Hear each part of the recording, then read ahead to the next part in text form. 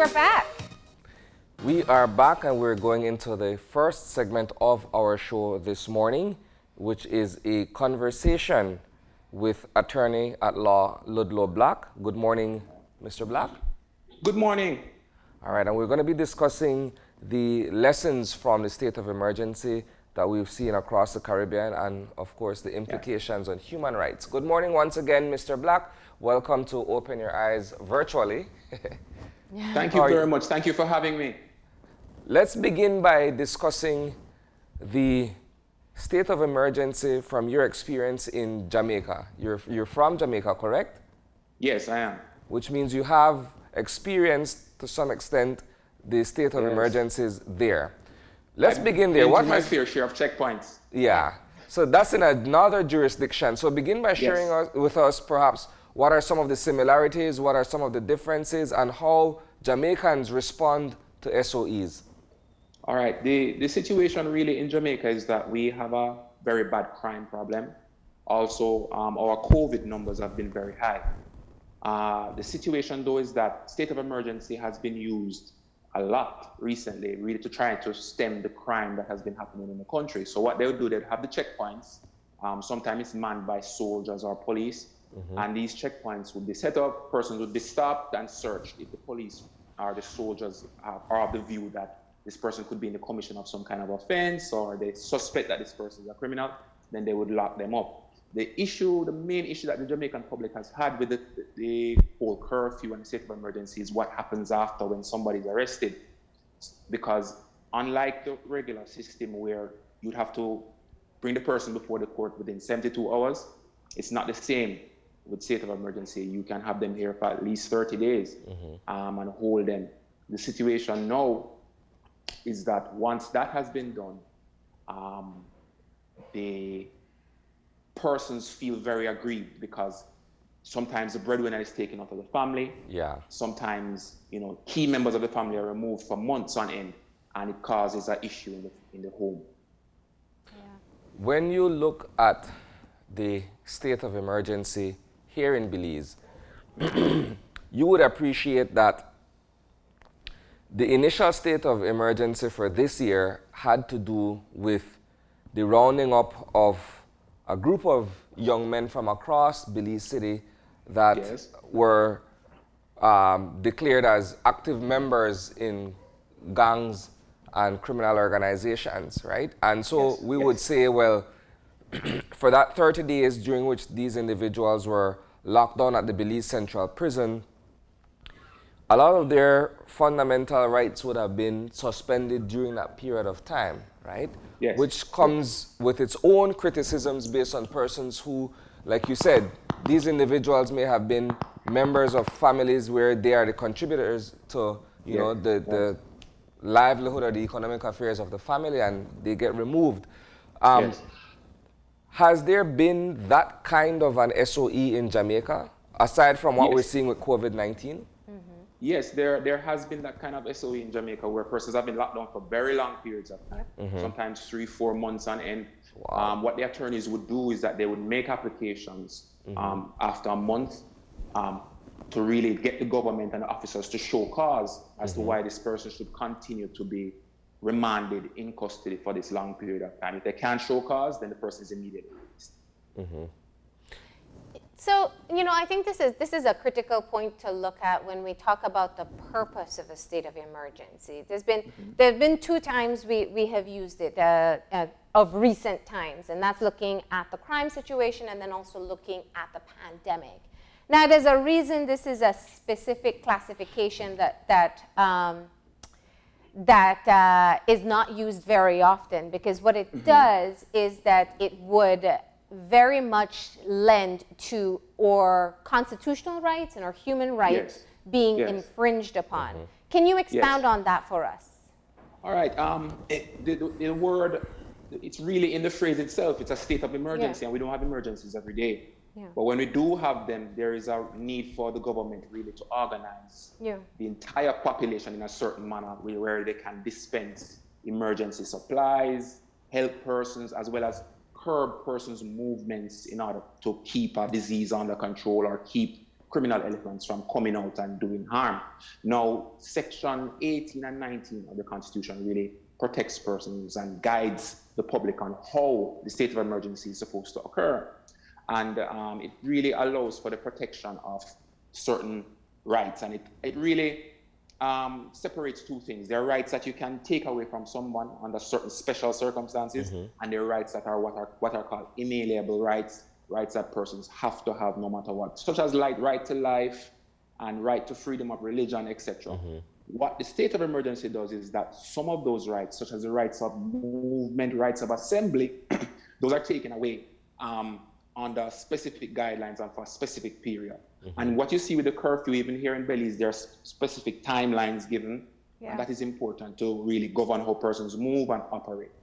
And that is really it. And we also have, as Belizeans, there is a convention that we've signed on to, an international treaty, which came into effect in 1996 as well, which would also go, and we ratified it in 1996, that would also say, listen, certain rights can be lifted under emergency situations, such as we have COVID now, such as an earthquake or a typhoon, and an act of war, under those circumstances. But you can't just arbitrarily take away a person's right. That is protected under the Constitution. And there's a specific process that has to go on. I could just explain it shortly, briefly. Go ahead. The process really is that once a person is detained at a checkpoint, what would happen is that within 7 days, they have to be told by the police, why am I being detained? In their own language, whether it be Spanish, anything. Then 14 days after that, their detention has to be gazetted. This is according to the Constitution. They have to be gazetted so that persons are aware that they're being detained under the special state of emergency guidelines. Once that is done now, a period of a month, up to a month can pass. But after that month, they have to be brought before a tribunal, have their representative, their attorney, come there and really put forward their case and let the government and the police answer to say, hey, yes, we need to continue to keep this person in custody because we're investigating him for a crime, or yes, this person can be let go because we have no further interest in them. So that is really the guidelines and, in really a skeletal form. Let's stick up in there and let me bring you to this particular point. Yes. We have seen under this very state of emergency where persons are being arrested by police officers, and if it were left up to law enforcement, the right for legal representation would also be denied, where persons are asking for lawyers to appear on their behalf to find out what's taking place, and it seems as if though the police officers are averse to the fact that you can call a lawyer to come and see about your affairs. I think it's very important for us to let the officers know that a state of emergency doesn't give them unchecked rights or unchecked power to just go ahead and do anything they want. Persons still should be allowed to see counsel, because it's a counsel that's going to represent them and be able to take a statement in order for them to go to court in a month's time. So they have to be allowed counsel. That's something that cannot be taken away from them, because arbitrary arrest is not allowed. You can't arbitrarily arrest somebody. There has to be suspicion formed. There has to be a person committing an offense and you caught them, something like that. So that is totally wrong. They have to be allowed. And if you have a problem where you're not being allowed to seek counsel, that's a constitutional issue. And certainly you can get redress from the court as a result of that. Now, I think you clearly outlined, and I think that's a critical point of the purpose behind state of emergencies and, why it's used only in exceptional cases. We're about to enter, I think it's our third month of state of emergency here in Belize.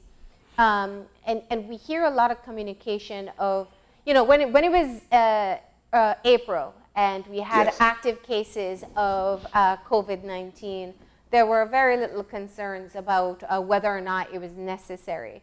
But as we now move beyond 1 month of no active cases, people are beginning to question just whether or not we should be under the level of restrictions that we're seeing now. And then we have representatives from the police and even political leaders speaking about how it's helped in reducing crime which was Yeah. not the intended purpose of this state of emergency. How do Yes, you, I mean, correct. what's your perspective on how the communication has changed on that? I think it's difficult because just before the borders were closed, we had a surge in crime here in Belize. Yes. And, you know, persons were locked up, and, you know, a lot of persons in the communities were saying, yes, you know, persons off the street, and, you know, we're in a much better position. And then COVID came, and then that further justified keeping the state of emergency on. But as I say again, it's an emergency. It's a situation that is novel. Yeah. And it's only under those circumstances we should be having a situation where you have persons having a state of emergency. If it's not for that purpose, we really shouldn't have it. It's not a solution to crime. It's a band-aid. And what we do after that now will really determine how effective the state of emergency is. Yeah. If you have police going out, arresting persons, but when they come to the court, the proper protocol is not being followed, then you won't have a case that you can argue in court against this person to say that they are criminal or they have been doing this. So there has to be a marriage between what's happening on the road and what happens in our judiciary and our judicial system, so that everything works smoothly. If it doesn't work that way, then it doesn't make sense for us to have it. Yeah. Also, if we have another significant emergency now, what do we do? If state of emergency isn't working for us, what do we do?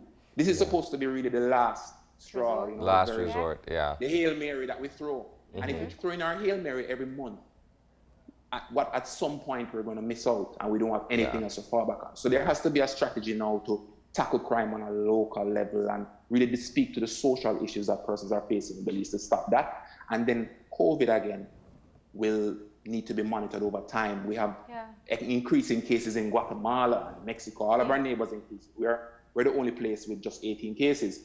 So, I mean, when the borders eventually open, which you have to, we'll see how that pans out. But for now, we really need to stick together and ensure that our people, our Belizean people. Let's go back a bit, Ludlow. Let's go back a bit, because while we're presently under a state of emergency and the law enforcement apparatus is the key group that actually sees to the citizenry, you know, complying with the regulations and what have you. Yes. A lot of it should also be weighted against the officer's discretion in terms of dealing with individual cases, right? But you have some officers who confuse the letter of the law with the spirit of the law, so to speak, where they don't. There's a lot of discretionary power. Yeah, but they don't exercise discretionary powers as they should, so that when they lock up someone and they prepare a case, as you would say, it doesn't really hold water if it's not based on something that, you know, is you know, a clear violation of a rule per se. Yes. Well, I mean, I think there needs to be some more communication and synergy between the Director of Public Prosecution and their office and the police. When an officer goes out, he must know what he's looking for, how to enforce it, what he needs to charge a person with, so that when he's coming to the director with a case, it is all the I's have been dotted, T's crossed, and they don't have any problems with moving the case forward. There will always be an issue if the officer goes out and is not sure. What should I be charging this man for? I found him with this. Under what section of the act should I charge him? If we have that issue, the matters will fall apart before they get to court, and persons will feel aggrieved, and the officers themselves will feel unfulfilled, because they say, we went out and made this arrest, and this person was just let out, and they don't understand why. But it's because the certain little protocols weren't followed. And there's no... Along with that, it clogs up the justice system too. I mean, when you're looking at the weight of all of these cases, some trivial, some otherwise, you know? But going back to the human rights aspect of it, I think the issue of discretionary power is one where it can be of concern to people, because what makes my visit where I'm stopped by a police officer less of an infraction than someone else's? And I wanted to get into that, because that's really, that's kind of the gray area where we can see the type of infractions that really go against the rights that we all deserve as citizens. I think too that we have to look at the fact that police officers are human beings. They're going to make mistakes. They're going to feel afraid. None of us have been out on the street in the night chasing criminals. They have. And with that kind of stress and that kind of pressure on them, it's easy to make mistakes. And that's why our officers probably need to go through a deeper training, really geared towards the law and how to enforce things. Because at the end of the day, if they come before the court and they're questioned, I mean, they're going to be in a big issue if they can't establish why did I arrest this person? Yeah. How, under what circumstances? They can't explain themselves on a cross-examination. We're going to have an issue. So really and truly, it's a broad thing that has to be looked at on a broad level, not just the officers, not just the military, but all aspects. And how can we help our officers to be better? That has to be the story that we put forward. And it's also adding on the complicated layer of the changing regulations, the shift in the regulations that happens so often. And I think it affects both sides. You're talking about police officers. I don't know if they receive the statutory instrument, if they get a summary of it, if it's communicated to them, if they take the time to sit and watch the Attorney General give his version or his synopsis, because that's really the only option you have to understand the regulations. And the same for the public. If I don't watch a televised program to know what the new regulations are, I could be making an infraction and I don't even know. Exactly. You could be out past 8 and you're not even aware. And that's the thing. How we disseminate information across the country has to be very good under these circumstances. But I believe even through the police force, their ranks, their officers, their inspectors, those kind of things. If the inspectors have the instruments and they know exactly how it's supposed to be disseminated and how it's supposed to work properly, they can then give the clear instructions to their subordinates and say, go out and do this, do that, do this. And it would be much smoother. So if that communication can happen at that level, then it could work. And then a police officer, whether or not he watches the news or listens to the radio, he'll know that the directive from his officer is this, and it's straightforward and he has to follow it. So what happens in cases, I can give you very specific examples where people talk about, the first communication was, you wear a mask as soon as you leave your house. The next communication was, you don't need to use it in your car. And then you get to a checkpoint and then the police officer says, well, where is your mask? You don't have it on. How do you respond? I mean, do you say, I saw on TV that they said it's okay? Is that enough to tell a police officer? And I might get to the next checkpoint and that one tells me something else. Yeah, exactly. You're correct. They say ignorance is not a defense. Precisely. So really and truly, whether or not you know that the instrument is out and the provisions of it, if they find you, they might lock you up. I think it's incumbent on each Belizean to really go out and be aware, like physically go search for the instrument, check it out, make sure you're aware when you go on the road. And err on the side of caution. Just wear your mask. Just wear your mask straight through. It can't hurt. And it will prevent any issues that you have any encounters that you might have with the police officers, etc. So wear your mask and be safe. And I think that everybody will be okay under those circumstances. I think the mask thing is one of those controversial issues to look at, considering that you do have proponents for wearing a mask and you do have people who say, you know what, it takes a toll on me to actually, a physical toll. Because you do have people who complain of the stresses of wearing a mask and their inability to breathe or what have you. Breathe properly. Yeah. And there has been persons who have really even raised the issue of the chemical in the mask itself. Yeah. That made the mask. If you're inhaling that on a daily basis, what effect does that have on your body? Because the mask wasn't intended to be worn every day. As a permanent and even the scientific data at this point is mixed, But the point is, and I think you said it very clearly, that the regulations say that we should and we must. We should and we must. But again, it goes back to the issue. In my opinion, I feel that part of the concern that people have on masks is just whether or not we are being fair about it. In other words, if I get out of my car and I forget to put it on,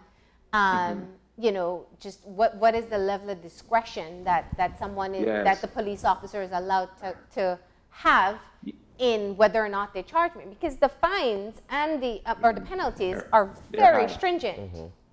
And we have to look at the fines and penalties against the backdrop of the fact that persons are losing their jobs. Persons don't have the money. So if I get charged with that, I can't fine $5,000.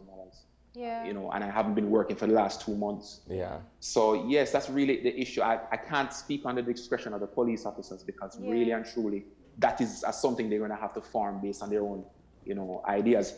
I know that it might be different if you are in a rush or in an emergency and you don't have your mask. That would be treated differently than if you're just going down the road to buy at the shop and you keep doing it and the officers keep speaking to you. Then I'm certain under those circumstances they may lock you up because in their discretion they gave you a chance and you haven't. So here's a good example, Ludlow. Yes. Sometime in last week or the week before, a well-known local musician was off to buy a 5-gallon bottle of water. And so that when he passed the police mobile in the first instance, he wasn't wearing a mask, but he was not told anything. They did not arrest him, nothing. They passed. When he got to the grocery store and the shopkeeper told him, well, you need to wear your mask to come into the store, that's when he produced the mask and wore it. On his way back home now, he passes the same mobile vehicle again with the same officers, and that's when they're seeking now to arrest him because he wasn't wearing a mask when they passed him the first time. How do you, I mean, to me, it's one of those situations. That's a strange one. That's a strange one. I know that situations like that happen sometimes, and but it's after the fact. I mean, should have some discretion, but you have to look at the actions of the individual as well. You're passing officer. He really should have on his mask. You don't have to be told to have on your mask. You have on your mask and it's just for your own safety. So in a situation like that, I wouldn't difficult to place any blame on either side. Yeah, it is, and that's why I went back to it. Like whether you think it's good for you, not good for you currently, unless unless you can pay the fine or you're willing to face the imprisonment. It's what the regulations say. Exactly. But let me go back because I think what's going to be really beneficial to people during this time. You don't want to feel paralyzed that you don't want to go out of your house because you're fearful of breaking whatever new rule exists. As an attorney, what's your advice to people about moving around when we have ever-changing regulations, where we have police with the most discretionary power they've probably ever had in this context? I hear from you very clear. Go ahead. Yeah, my advice on it is one, just wear your mask. Comply. When you go on the road, comply before coming out.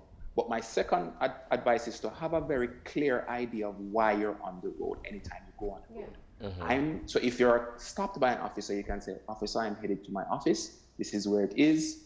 I don't have a mask on because of this reason. And you just explain to them very peacefully like that. If you come in with a confrontational spirit, now the officer might take it much differently. But you have to know why you're on the road, what's the purpose, and when you'll be back home. Just in case you need to explain yourself, you can explain yourself properly and clearly.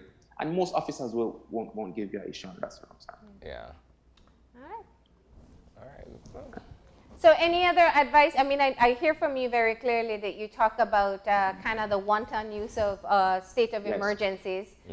This should be your final month. Of course, there is absolutely no predictability as to what will happen next. What are some of the critical things that we should just be, I think, as active citizens paying attention to ensure that we're not, for lack of a better term, being taken advantage of? All right, very first thing you need to know is to pay attention to the releases. The press releases from the government, always pay attention to them, always listen to when they have their public discussions, anything to deal with the state of emergency, make sure you're aware and abreast of it. And secondly, make sure that you have an attorney or an attorney on retainer or somebody who can advise you if there is a trouble where you might be on the road and you can call an attorney and say, hey, this is what's happening. What should I do, etc. If, however, you're in a situation where you think that the government or an officer or a military soldier has wronged you in any way and has done something, remember, you can always seek advice from an attorney and go and get constitutional redress or seek judicial review against that person if they're acting under their powers as a police officer or a military officer, as an agent of the state. So you come to an attorney like me, come to my law firm, Glenn B. Godfrey and Company, and speak with someone like me and get some advice and really use that to guide how you do your daily work and go about your daily activities. That's really what I'd advise persons to do. All right. Well, thank you very much for the recommendations as we move into month 3 Yeah. of the state of Yes, month through. emergency. It's rough, but we're doing our best. Yeah. Yes. All right. Thank you very much, Ludlow. Thank you very much. Thank you for having me. All right. And of course, there is more after the break. We're going to be talking about the 2020 hurricane season and preparedness for Belize City. So we're going to have representatives from CMO after the breaks. Please stay tuned. This COVID update was brought to you by Fulltech Systems, your technology center, where you'll come for the price, but stay for the service.